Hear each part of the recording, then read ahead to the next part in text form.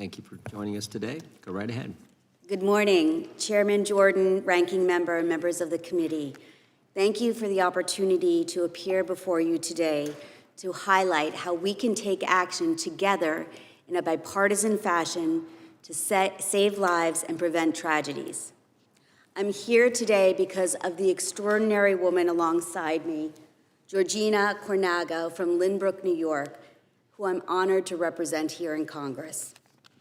Georgina traveled from Long Island to join me here today to honor the memory of her son, Giovanni Gio Cipriano, and to help me to urge our colleagues to prevent future heartbreaking tragedies like the one that befell her family by passing H.R. 4019, Gio's Law.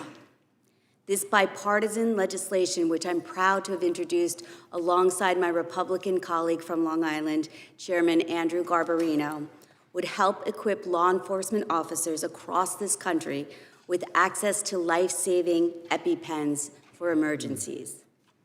Mr. Chairman, Gio was a son, a travel baseball team player, an honor student, and a freshman at Holy Trinity High School when he suffered a sudden, severe allergic reaction to a snack that contained peanuts, but he didn't know it. His heart stopped while he was being rushed to the hospital, and he left us on October 18, 2013. His passing was an unfathomable tragedy, a devastating loss to his family, to his friends, and to our community. But since his loss, Georgina has channeled her grief into tireless advocacy, doing everything possible to prevent another family from suffering such a tragedy. More than 32 million Americans live with life-threatening food allergies and other severe allergic conditions. Anaphylaxis can be triggered by food, by insect bites, or medications, things that we come in contact with every day. She established the Love for Giovanni Foundation and succeeded in passing New York State's Gio's Law in 2019, which enables police officers across the state to carry epinephrine pens.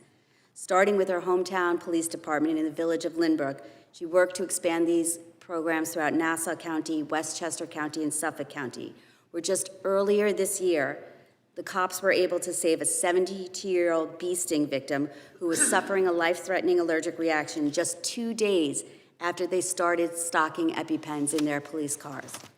Thanks to the incredible work of advocates like Georgina and other moms and activists across our community, each day more and more police departments are carrying EpiPens in their police patrol cars.